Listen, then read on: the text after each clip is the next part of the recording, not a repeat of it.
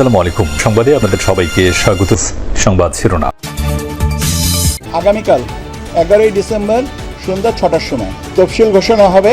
কাল সন্ধ্যা 6টায় নির্বাচনের তফসিল ঘোষণা করবেন সিইসি। বিস্তারিত জানানো হলো রাষ্ট্রপতিকে।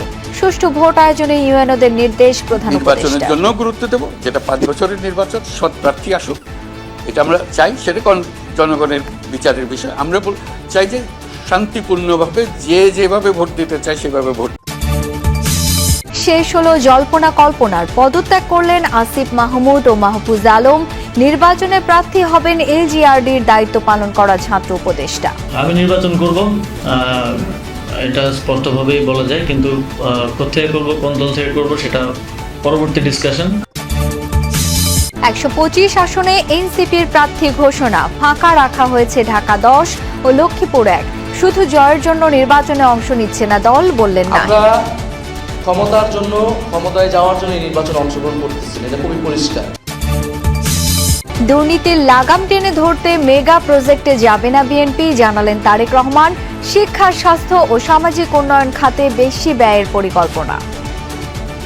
আমাদের একটি অন্যতম লক্ষ্য হচ্ছে আমরা কোনো মেগা প্রজেক্টে যাব না, কারণ আমরা দেখেছি মেগা প্রজেক্ট মানে মেগা দুর্নীতি। দুর্নীতির বিরুদ্ধে আমাদেরকে দুর্নীতির লাগাম টেনে ধরতে হবে। মোহাম্মদপুরে মা মেয়ে হত্যার আসামি গৃহকর্মী আয়েশা ঝালকাঠি থেকে গ্রেপ্তার। জিজ্ঞাসাবাদের পর জানা যাবে খুনের মোটিভ, বলছে পুলিশ। ইন্টারনেট বন্ধ করে হত্যার মামলায় জয়কে ট্রাইব্যুনালে হাজির হতে পত্রিকায় বিজ্ঞপ্তি দেওয়ার নির্দেশ। হাসিনার ভারত ছাড়ার ব্যাপারে কোনো তথ্য নেই পররাষ্ট্র মন্ত্রণালয়ে। কাল সন্ধ্যা 6টায় ঘোষণা করা হবে জাতীয় নির্বাচন ও গণভোটের তফসিল। বিকেলে আগারগাঁওয়ে নির্বাচন ভবনে সাংবাদিকদের কথা জানান ইসির সিনিয়র সচিব আক্তার আহমেদ। বলেন, সীমানা নিয়ে এখন পর্যন্ত কোনো জটিলতা না থাকায় 300 আসনেই তফসিল ঘোষণা করা হবে। এর আগে বঙ্গভবনে রাষ্ট্রপতির সাথে সিইসি ও কমিশনারদের বৈঠকের বিষয়ে তিনি জানান, অবাধ ও সুষ্ঠু নির্বাচন আয়োজনে সর্বোচ্চ সহায়তার আশ্বাস দিয়েছেন মোহাম্মদ শাহাবুদ্দিন। তার 5 মিনিটের মধ্যে আমি আপনাদেরকে জানাবো। একদিকে বিটিভিতে সিইসির ভাষণ রেকর্ড, আরেকদিকে সিনিয়র সচিবের রুমে কমিশনের বাকি সদস্যরা। রেকর্ডিং শেষে সিইসির সাথে আরেক দফা কমিশনের বৈঠক।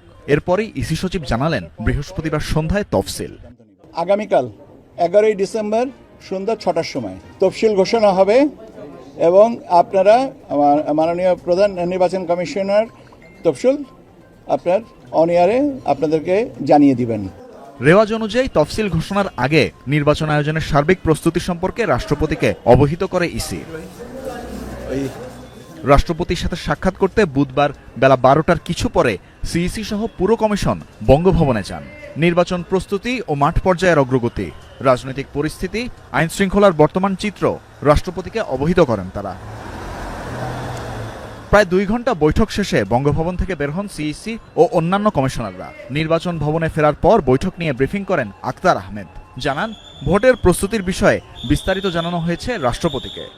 নির্বাচন এবং গণভোট এই দুটো বিষয়ে কিভাবে আমরা করব, ব্যালট পেপারগুলো কিভাবে তৈরি করা হচ্ছে, ব্যালট পেপারগুলোর রং কি হবে, ব্যালট পেপার কিভাবে একজন প্রার্থীকে একজন ভোটারকে দেওয়া হবে এবং গণনার পদ্ধতিটাকে বিস্তারিত উনি জানতে চেয়েছেন এবং আমরা আমাদের দিক থেকে ওনাকে বিস্তারিত জানানো হওয়ার পরে উনি বলেছেন যে হ্যাঁ, সন্তোষ প্রকাশ করেছেন। আগামী নির্বাচন সুন্দর ও সুষ্ঠুভাবে আয়োজনের মাধ্যমে স্মরণীয় করে রাখতে হবে। উপজেলা নির্বাহী অফিসার ইউএনওদের এই নির্দেশ দিয়েছেন প্রধান উপদেষ্টা ডক্টর মোহাম্মদ ইউনূস। জাতীয় নির্বাচনের পাশাপাশি জনগণকে গণভোটের ব্যাপারেও উদ্বুদ্ধ করার উপর জোর দেন তিনি। এটিকে নতুন বাংলাদেশ গড়ার সুযোগ হিসেবে উল্লেখ করে যে কোনো পরিস্থিতি মোকাবেলা এবং গুজব প্রতিরোধে ব্যবস্থা নেয়ার আদেশও দিয়েছেন ডক্টর ইউনূস। বাংলাদেশ সরকার বলতে যে জিনিস, রাষ্ট্রীয় অতিথি ভবন যমুনা থেকে সারা দেশের উপজেলা নির্বাহী অফিসার ইউএনওদের সাথে ভিডিও কনফারেন্সে যোগ দেন অন্তর্বর্তী সরকার প্রধান ডক্টর মোহাম্মদ ইউনূস। বাংলাদেশ সরকার বলতে যা বোঝায় তা হলো তোমরা, আমার সামনে আজকে যারা আছো তারাই হলো বাংলাদেশ সরকার। ইউএনওদের উদ্দেশ্যে দেয়া বক্তব্যে জাতীয় সংসদ নির্বাচনকে নতুন বাংলাদেশ গড়ার সুযোগ হিসেবে উল্লেখ করেন প্রধান উপদেষ্টা। বলেন, এই নির্বাচনকে সুন্দর ও সুষ্ঠুভাবে আয়োজনের মাধ্যমে স্মরণীয় করে রাখতে হবে। গত 3বার যে নির্বাচন হয়েছে সেটাও নির্বাচন, সেখানে নির্বাচিত হয়ে লোক সংসদে গেছে।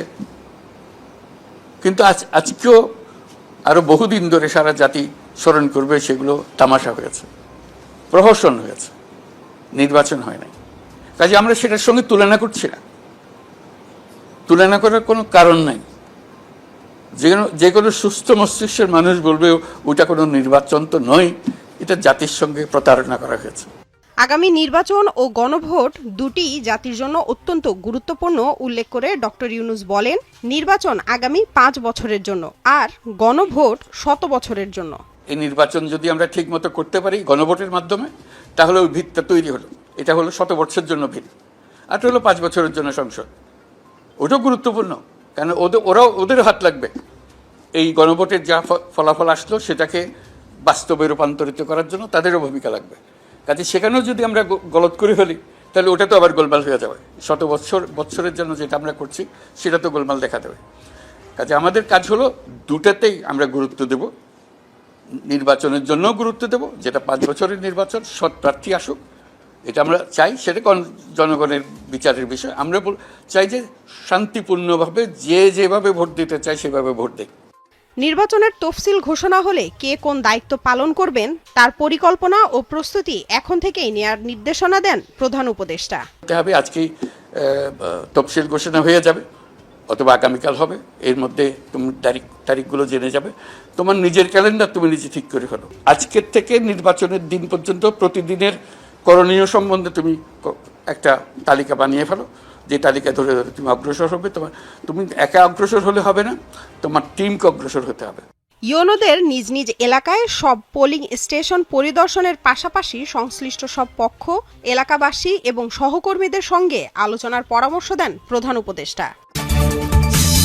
অন্তর্বর্তী সরকারের উপদেষ্টা পরিষদ থেকে পদত্যাগ করেছেন 2 উপদেষ্টা আসিফ মাহমুদ সজীব ভুইয়া ও মাহফুজ আলম। বিকেলে প্রধান উপদেষ্টার কাছে পদত্যাগপত্র জমা দিয়েছেন তারা। এর আগে সচিবালয়ে সাংবাদিকদের ব্রিফ করে নির্বাচনে অংশ নেওয়ার কথা জানান উপদেষ্টা আসিফ মাহমুদ। পরে রাষ্ট্রীয় অতিথি ভবন যমুনায় প্রধান উপদেষ্টার কাছে পদত্যাগপত্র জমা দেন তিনি। একই সময়ে আরেক উপদেষ্টা মাহফুজ আলম পদত্যাগপত্র প্রধান উপদেষ্টার কাছে জমা দেন। পরে এই বিষয়ে ব্রিফিংয়ে প্রধান উপদেষ্টার প্রেস সচিব জানান, নির্বাচন কমিশন তফসিল ঘোষণার সাথে সাথে তাদের পদত্যাগ কার্যকর হবে। 2 ছাত্র উপদেষ্টার ভবিষ্যৎ জীবনের মঙ্গল কামনা করেছেন প্রধান উপদেষ্টা। প্রেস সচিব জানান, 2 উপদেষ্টা শূন্য পদে কাদের দায়িত্ব দেওয়া হবে সেই সিদ্ধান্ত নেবেন প্রধান উপদেষ্টা। তফসিল ঘোষণা যদি কাল সন্ধ্যায় হয়, তাহলে আগামীকালের উপদেষ্টা পরিষদের সভায় 2 উপদেষ্টা উপস্থিত থাকবেন বলেও জানান শফিকুল আলম।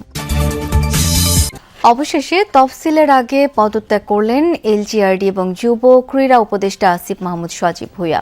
ঘোষণাও দিয়েছেন নির্বাচনে অংশ নেয়ার, তবে বিএনপি এনসিপি নাকি স্বতন্ত্র প্রার্থী হবেন তা জানাননি, স্পষ্ট করেননি নির্বাচনী আসনও। আসিফ মাহমুদ বলেন, কয়েকদিনের মধ্যেই সব জানা যাবে। এ সময় তিনি দাবি করেন দায়িত্ব পালনকালে দুর্নীতিমুক্ত ছিলেন। পদত্যাগের আগে শেষ বেলায় মন্ত্রণালয়ে আসিফ মাহমুদ সজীব ভুইয়া বিদায়ের বার্তা দিয়ে তুলে ধরেন এলজিআরডি এবং যুব ও ক্রীড়া মন্ত্রণালয়ে দায়িত্ব পালনকালে নেয়া নানা কার্যক্রম। আমরা মোট 23টি প্রকল্প নিয়েছি এবং 24টি প্রকল্প কমপ্লিট করেছি লাস্ট 1 ইয়ারে। আসিফ মাহমুদ দায়িত্ব পালনকালীন সময়ে তার এপিএসকে দুর্নীতির অভিযোগে পদত্যাগ করতে হয়। উপদেষ্টার বিরুদ্ধেও নির্বাচনী এলাকায় বরাদ্দ, পদায়ন ও পদোন্নতিতে আর্থিক লেনদেন এবং প্রকল্পে কমিশন গ্রহণের অভিযোগ নিয়ে আলোচনা ছিল, তবে এসব অভিযোগ অস্বীকার করেছেন তিনি।